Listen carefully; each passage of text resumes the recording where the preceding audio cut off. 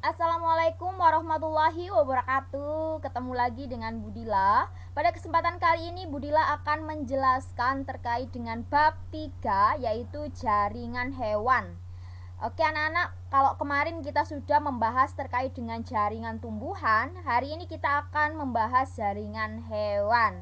Seperti biasa, silahkan kalian berikan pertanyaan jika ada yang merasa kesulitan, dan jawablah pertanyaan dari teman yang kalian anggap mudah dan bisa untuk dijawab. Dan pasti akan dapat poin dari Budila. Oke, langsung saja, ini dia materinya. Nah, anak-anakku sekalian, kalau kita berbicara terkait dengan jaringan hewan, itu tidak terlepas dengan pembicaraan kita pada jaringan manusia. Karena pada dasarnya jaringan hewan, khususnya vertebrata, jenis hewan vertebrata ini memiliki kemiripan ya dengan jaringan manusia ya. Sehingga secara umum di bab ini nanti yang akan kita bahas itu adalah jaringan hewan vertebrata atau hewan yang bertulang belakang. Nah, apa saja sih jenis jaringan pada hewan vertebrata? Itu setidaknya ada 4 jenis, yaitu jaringan epitel, jaringan ikat, jaringan saraf, dan juga jaringan otot. Nah, di antara keempatnya ini dia memiliki perbedaan yang sangat mendasar terkait dengan fungsinya dan bentuknya juga. Nah, jika ditinjau dari fungsinya, jaringan epitel ini dia melapisi permukaan tubuh dan membatasi rongga tubuh sehingga dia berfungsi sebagai pelindung. Sedangkan kalau jaringan ikat, dia itu berfungsi sebagai penyokong, memperkuat jaringan tubuh, pelindung, penyimpan energi, dan juga sirkulasi. Sedangkan jaringan saraf ini berperan untuk mengirimkan sinyal-sinyal ke seluruh tubuh agar tubuh itu bisa melangsungkan perannya dengan baik karena ada sinyal-sinyal yang dikirimkan melalui jaringan saraf. Nah, sedangkan jaringan otot itu dia membantu pergerakan tubuh, menentukan postur tubuh, dan juga menyimpan glikogen. Selanjutnya anak-anak, di jaringan epitel itu kita bisa lihat ya, di situ ada ciri-ciri, fungsi, dan juga jenis. Nah, ciri-ciri jaringan epitel yang paling bisa kita lihat itu ada 5, yaitu selnya itu bersisi, bersudut banyak, dan terkadang berbentuk tidak teratur. Sedangkan selnya itu juga bertersusun rapat. Kemudian yang ketiga, memiliki daya regenerasi yang tinggi sehingga ketika ada suatu bagian jaringan epitel itu yang rusak, itu sangat cepat untuk digantikan dengan jaringan epitel yang baru. Itulah yang dinamakan daya regenerasi yang tinggi. Nah, yang keempat, beberapa jenis memiliki tonjolan atau yang disebut sebagai mikrofili. Sedangkan yang terakhir tidak mengandung pembuluh darah dan pembuluh limfa sehingga pada saat dia ini membutuhkan nutrisi dilakukan dengan cara difusi di jaringan di bawahnya. Jadi tidak ada pembuluh darah dan limfa ya, sehingga meskipun dia membutuhkan nutrisi itu didapatkan dari proses difusi dari jaringan yang ada di bawahnya. Oke anak-anak, sudah paham ya terkait dengan ciri-ciri jaringan epitel? Berikutnya kita akan bahas yaitu fungsi jaringan epitel. Nah, kalau tadi Budila udah menyinggung bahwa jaringan epitel ini fungsi utamanya itu sebagai pelindung, tapi ternyata jaringan epitel itu punya berbagai macam fungsi lain seperti yaitu yang pertama sebagai pelindung, sebagai transport zat antar jaringan, untuk absorpsi, penyerapan sari makanan, untuk sekresi, untuk ekskresi. Yang keenam, menerima stimulus dari lingkungan, dan yang ketujuh adalah membantu respirasi. Jadi ada 7 macam fungsi dari jaringan epitel yang harus kalian pahami. Oke, nah karena fungsinya sangat beragam, otomatis jenis jaringan epitel ini juga sangat banyak ya. Ada jaringan epitel pipih selapis, pipih berlapis banyak, kubus selapis, kubus berlapis banyak, silinder selapis, silindris berlapis banyak, transisional, dan kelenjar. Ya, kelenjar ini nanti ada dua macam, jaringan ikat kelenjar eksokrin dan jaringan ikat kelenjar endokrin. Nah, di bagian sini ini ada berbagai macam contoh gambar dari jaringan epitel yang akan kita bahas satu persatu. Oke, selanjutnya. Nah, kita bahas untuk epitel kubus dulu atau yang dinamakan sebagai epitel kuboid nama lainnya ya. Nah, di sini ada dua macam, ada kubus selapis dan juga ada kubus berlapis banyak. Dari gambarnya saja ini sudah bisa terlihat ya. Bentuknya kotak seperti kubus, kemudian yang selapis berarti dia hanya terdiri dari satu lapisan, sedangkan untuk kubus berlapis banyak ini dia berlapis-lapis. Nah, seperti gambar ini ya, seperti itu. Nah, kita tinjau lebih khusus dulu. Untuk epitel kubus selapis terdiri dari satu lapis sel dan sel berbentuk seperti kubus, seperti yang udah Bella jelaskan tadi. Lokasinya ada di mana aja sih? Oh, ternyata ada di tubulus ginjal, di saluran kelenjar ludah, di kelenjar keringat, permukaan ovari, permukaan dalam lensa mata, dan sel-sel yang berpigmen yang ada di dalam retina. Nah, fungsinya apa? Karena dia ini kubus selapis, otomatis dia berfungsi sebagai sekresi dan absorpsi atau penyerapan, seperti itu ya. Sedangkan kalau epitel kubus berlapis banyak, dia itu lebih banyak ditemukan di kelenjar keringat, kelenjar minyak, dan juga kelenjar tiroid. Fungsinya sebagai sekresi dan ekskresi atau pengeluaran zat-zat sisa metabolisme. Oke anak-anak, sudah paham ya terkait dengan epitel kubus? Berikutnya ada yang namanya epitel pipih. Disebut epitel pipih karena dia bentuknya pipih tipis ya, ceper, gepeng ya sayang ya. Nah, ini kalau kalian bisa lihat di sini ada pipih selapis dan juga ada pipih berlapis banyak. Di sini dia itu hanya selapis karena hanya terdiri dari satu lembar lapisan, sedangkan yang ini dia bertumpuk-tumpuk ya, atau terdiri dari berbagai macam lembar lapisan epitel pipih. Nah, perbedaannya apa? Lokasinya.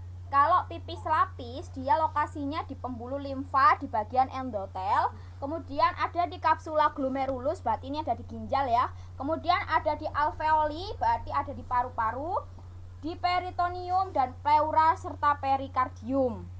Sedangkan fungsi untuk pipih selapis ini dia berfungsi sebagai difusi dan filtrasi.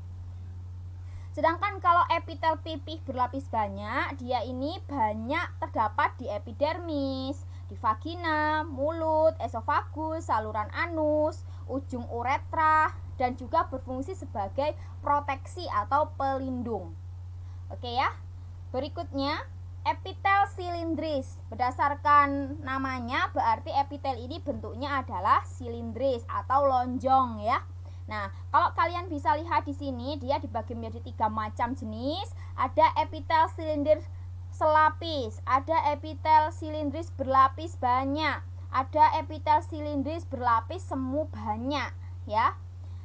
Apa perbedaannya? Yang pertama, epitel silindris selapis, ya, dia ini banyak terdapat di lambung, usus, kelenjar pencernaan, kantong empedu, saluran uterus, rongga hidung, dan fungsinya sebagai sekresi dan absorpsi atau penyerapan.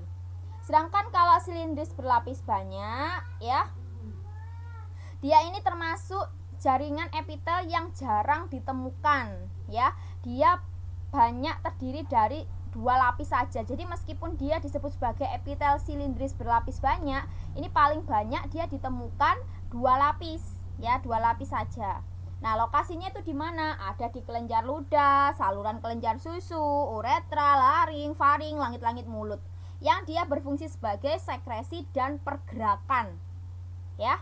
Kemudian yang berikutnya, epitel silindris berlapis semu banyak. Ya. Dia ini disusun oleh lapisan sel-sel yang bersilia. Lah, ini kita kalau lihat ya, di sini itu ada silia. Silia itu rambut-rambutnya. Jadi di atasnya lapisan epitel silindris ini terdapat tonjolan-tonjolan seperti lambut yang dinamakan sebagai silia. Dia letaknya banyak terdapat di ductus epididymis vas deferens ya. Ini ada di organ kelamin laki-laki ya, bagian dalam. Kemudian membran mukosa saluran pernafasan terdapat di tuba ekstasius, sedangkan yang terdapat pada uretra laki-laki selnya ini tidak bersilia. Jadi kalau yang di uretranya laki-laki dia itu berlapis banyak, semu banyak, tapi dia tidak bersilia ya. Nah, fungsinya sebagai apa? Sebagai proteksi atau pelindung, sekresi atau pengeluaran zat ya, dan pergerakan zat. Oke, anak-anakku. Berikutnya, epitel transisional. Apa sih epitel transisional itu? Lapisan epitel transisional itu adalah strukturnya mirip dengan epitel berlapis, pipih ya atau gepeng. Pada lapisan atas terdapat lapisan sel yang berbentuk payung. Sel payung dalam keadaan renggang akan memipih ya, sedangkan dalam keadaan yang merapat dia akan berbentuk gembung seperti itu ya. Nah, ini dia itu jadi epitel transisional itu dia itu bisa berubah bentuk ya sesuai dengan desakan. Kalau dia renggang seperti ini, kalau dia tidak merenggang dia seperti ini. Kayak gini ya. Nah, ini biasanya dia bisa ditemukan di saluran kencing atau kandung kemih ureter ginjal ya. Jadi kalau kalian rasakan, kalau kalian misalnya ya kepingin pipis, kebelet pipis, itu biasanya kantung ureter atau kandung kemih ya, kandung kemih kalian itu dia berisi air urin yang banyak ya, sehingga dia itu menekan epitel transisional di sepanjang permukaan kandung kemihnya.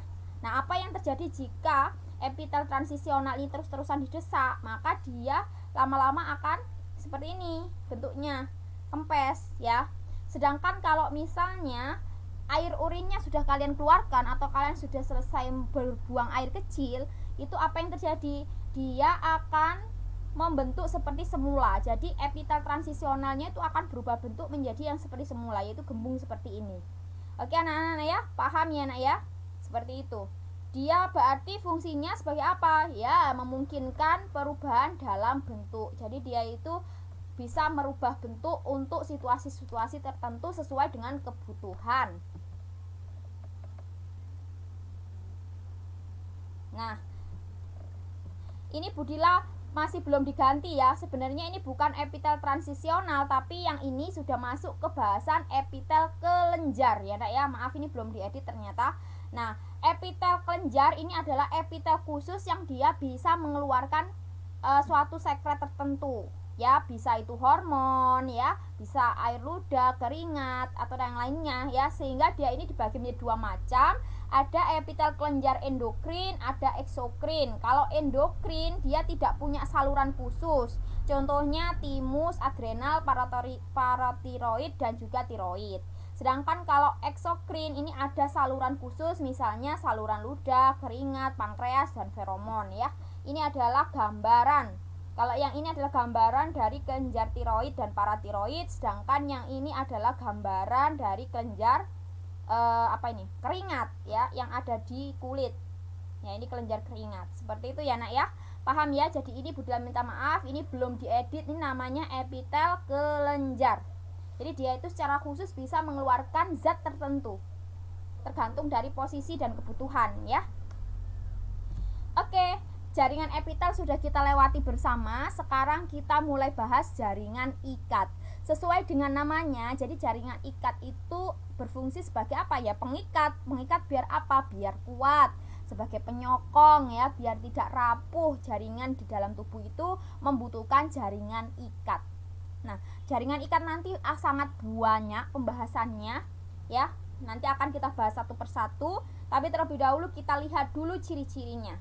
Jadi jaringan ikat itu terdiri dari serabut, sel-sel dan cairan ekstraseluler. Cairan ekstraseluler dan serabut disebut matriks. Jadi ciri umumnya itu dia itu terdiri dari serabut, matriks ya, dan juga sel-sel penyusun ya, seperti itu ya. Nanti akan kita bahas lebih lanjut. Nah, fungsinya seperti yang Budila tadi bilang, dia untuk mengikat atau mempersatukan antar jaringan, penyokong struktur tubuh, penyimpan energi, pertahanan tubuh, pelindung suatu organ, dan juga transportasi cairan tubuh. Nah, jenisnya itu ada 3 macam ya, ada ikat sejati, ada ikat cair, kemudian ada ikat penyokong. Jadi ada 3 macam. Komposisinya apa aja? Ada matriks dan juga sel penyusun. Gambarannya seperti itu ya anak-anak ya. Mari kita bahas lebih mendetail. Nah, ini tadi, karena jaringan ikat itu terdiri dari 2 macam komponen, yaitu matriks dan komponen penyusun, sel-sel penyusun, maka kita akan bahas terlebih dahulu komponen matriksnya ya. Dia itu dibagi menjadi 2, ternyata ada substansi intersel amorf dan juga ada substansi intersel fibrosa. Ya, perbedaannya apa? Kalau substansi intersel amorf ini dia tidak berbentuk, sedangkan kalau substansi intersel fibrosa dia itu berbentuknya serat. Oke, dari sini bisa dipahami ya. Nah, oke. Karena dia ini substansi interseluler yang tidak berbentuk, maka dia banyak terisi oleh zat-zat yang berbentuk setengah cair atau seperti gel, sol ya. Seperti itu. Jadi dia itu agak kekental-kentalan gitu loh ya, seperti bentuk gel atau sol. Nah, apa aja itu? Pertama, glikosaminoglikan atau asam mukopolisakarida. Dia ini banyak mengandung asam hyaluronat kondroitin sulfat ya. Jadi ini ya bahasanya cukup rumit, tapi nggak apa-apa, harus kita pelajari.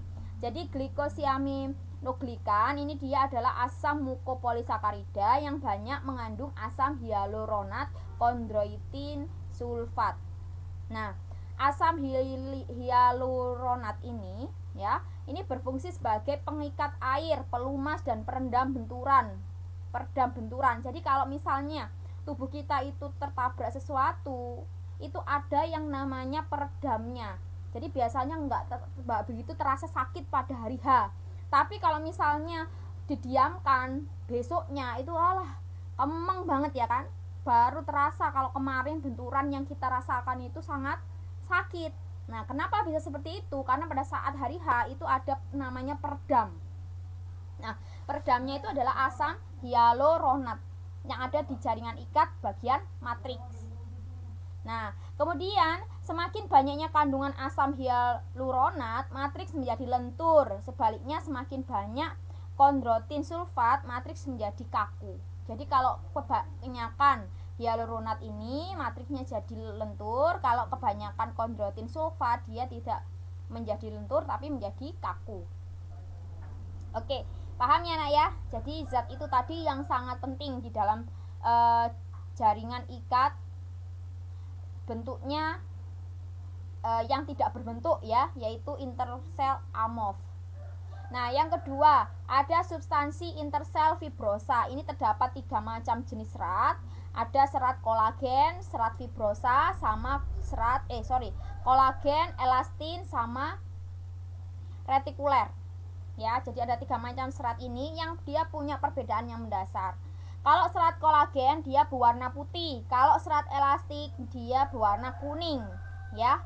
Nah, serat kolagen itu dia sifatnya kuat, tidak kurang lentur, tapi daya regangnya tinggi, tersusun dari protein kolagen. Makanya dia disebut sebagai serat kolagen dan terdapat pada tendon, tulang dan juga kulit. Sedangkan kalau serat elastis dia itu berwarna kuning, lentur, tersusun oleh protein mukopolisakarida yang dikelilingi glikoprotein yang terdapat pada pembuluh darah, ligamen dan tulang rawan laring. Ya, itu contohnya. Kemudian ada serat retikuler. Sifatnya sama dengan serat kolagen, yaitu kuat, kurang lentur tapi daya regang tinggi, tetapi ukurannya lebih tipis dan tersusun dari kolagen dikelilingi oleh glikoprotein. Sehingga serat retikuler ini berperan untuk mengikat jaringan ikat yang terdapat pada hati, limfa dan juga kelenjar limfa. Oke, bisa dibedakan ya. Jadi kalau ditanyain siapa yang lebih lentur, yang sangat lentur itu adalah serat elastik. Seperti itu ya. Oke. Berikutnya, ini adalah komponen sel penyusun jaringan ikat. Karena tadi ada matriks, sekarang yang sel penyusunnya ada apa aja sih? Nah, ini Budilah tampilkan ada 6 sel penyusun, yaitu sel fibroblast, lemak, sel plasma, sel makrofag, sel tiang, dan juga sel mesenkim. Apa sih keenamnya ini? Mari kita lihat bersama-sama. Sel fibroblast adalah sel yang berbentuk serat yang berfungsi untuk sekresi protein. Sedangkan sel lemak, sel khusus untuk menyimpan lemak, ya, atau biasanya disebut sebagai jaringan adiposa atau sel adiposa. Sedangkan kalau sel plasma ini sel yang memproduksi antibodi untuk antigen, ya. Sedangkan makrofag ini adalah sel yang berbentuk berubah-ubah, dia bersifat fagositosis atau pemakan zat-zat buangan sel-sel mati dan juga bakteri. Jadi di dalam jaringan ikat ini juga ada yang namanya sel makrofag yang dia itu berfungsi sebagai pemakan zat-zat sisa, ya, zat-zat sisa yang di situ yang sudah tidak digunakan dimakan oleh makrofag biar tidak memenuhi dan tidak mengganggu aktivitas jaringan ikat. Seperti itu ya, Nak, ya. Nah, ada namanya jaringan tiang atau mast cell. Ini dia memproduksi dua macam hal, yaitu heparin dan histamin. Apa bedanya? Heparin adalah antikoagulan yang berperan dalam pembekuan darah, sedangkan histamin zat akibat reaksi sel tiang terhadap antigen yang sesuai berperan dalam peningkatan permeabilitas darah. Kemudian ada sel mesenkim. Sel mesenkim adalah sel embrional yang berdiferensiasi menjadi jaringan ikat longgar atau otot polos pada pembuluh darah yang cedera. Jadi sel mesenkim ini biasanya dia itu berperan sebagai regenerasi sel jaringan ikat, ya, karena dia itu sifatnya adalah embrional. Jadi dia tuh bisa berdiferensiasi membentuk jaringan ikat longgar atau otot polos pada pembuluh darah yang cedera, kayak gitu. Nah, jenis jaringan ikat itu tadi yang udah berdua singgung, ada jaringan ikat sejati, jaringan ikat cair, dan jaringan ikat penyokong. Nah, jaringan ikat sejati ini bagi lagi menjadi dua, yaitu jaringan ikat longgar dan jaringan ikat padat. Jaringan ikat longgar terdiri dari mukosa, aerola, lemak, dan retikuler. Sedangkan jaringan ikat padat terdiri dari jaringan ikat padat teratur dan juga jaringan ikat padat tidak teratur. Sedangkan untuk jaringan ikat cair, dia ini ada dua juga, ada jaringan darah dan juga jaringan limfa. Jaringan darah ini meliputi plasma darah, eritrosit, trombosit, dan juga leukosit. Sedangkan yang ketiga ini adalah jaringan ikat penyokong, yaitu jaringan tulang. Yang di sini tulangnya itu ada dua macam ya, Nak, ya. Ada jaringan tulang keras dan juga ada jaringan tulang rawan. Biar kalian tidak bunek-bunek alias pengen muntah ya dengan materi ini misalkan ya, dan tidak kepenuhan ya, maka akan kita jeda untuk materi selanjutnya, akan kita bahas di video selanjutnya. Hari ini cukup ini dulu biar kalian memahami dengan jelas dan detail ya. Silahkan ulang-ulang video ini agar kalian lebih memahami. Terima kasih atas perhatiannya. Wassalamualaikum warahmatullahi wabarakatuh.